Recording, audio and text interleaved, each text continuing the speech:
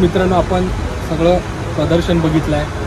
छत्रपती शिवाजी महाराजांचा तो इतिहास आणि त्याचबरोबर पुढच्या पिढीला एक काय शिवाजी महाराज होते आणि काय त्यांचे शस्त्र होते हे त्यांचा एक अनमोल ठेवा जपला आहे.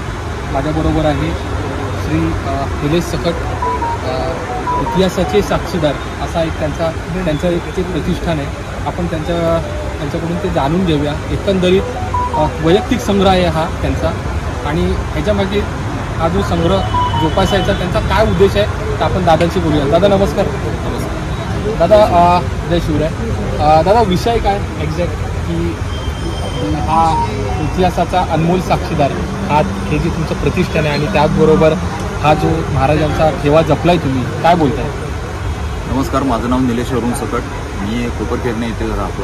गेली 18 वर्ष झालं ऐतिहासिक शस्त्र जमा करत आहे आणि 12 वर्ष झाले मी प्रदर्शनाच्या स्वरूपात लोकांसमोर मांडत आहे.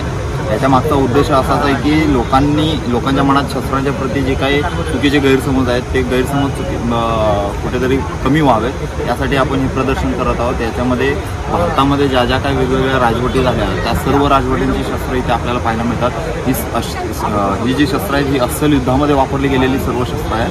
साधारणपणे आज आपण इथे जी शस्त्र लावली 350 पावणे 400 शस्त्रांचा डिस्प्ले केलेला आहे आपण. त्यामध्ये मराठा, राजपूत, शीख, मुघल अशा वेगवेगळ्या सगळ्या ज्या काही राजवटी झाल्या त्या सर्व राजवटींची शस्त्र आपल्याला इथं पाहायला मिळतात. त्यामध्ये प्रामुख्याने मराठा शस्त्रांवरती आपण जास्त जोर दिलेला आहे.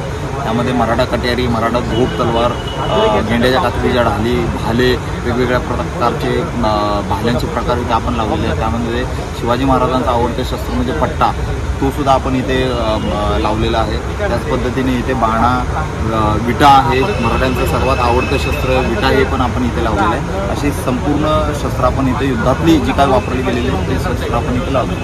आपल्याला हे प्रदर्शन महाराष्ट्रात कुठेही घडवायचं असेल तर माझा नंबर आहे 8898613948. तुम्ही मला संपर्क करू शकता.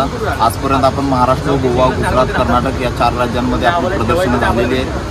याच धर्तीवरती आपल्यालाही जर आपल्या विभागामध्ये जर प्रदर्शन भरवायचं असेल तर माझ्या नंबरवरती कॉन्टॅक्ट करा. तर नक्की दादा, तुम्ही वेळ काढून मला वेळ दिला आणि तुमचे मनापासून आभार. आणि महाराजांना ही प्रार्थना आहे की असाच तुमचा जो वारसा आहे हा निरंतर अखंड राहू दे. ही महाराजांचे जय श्री.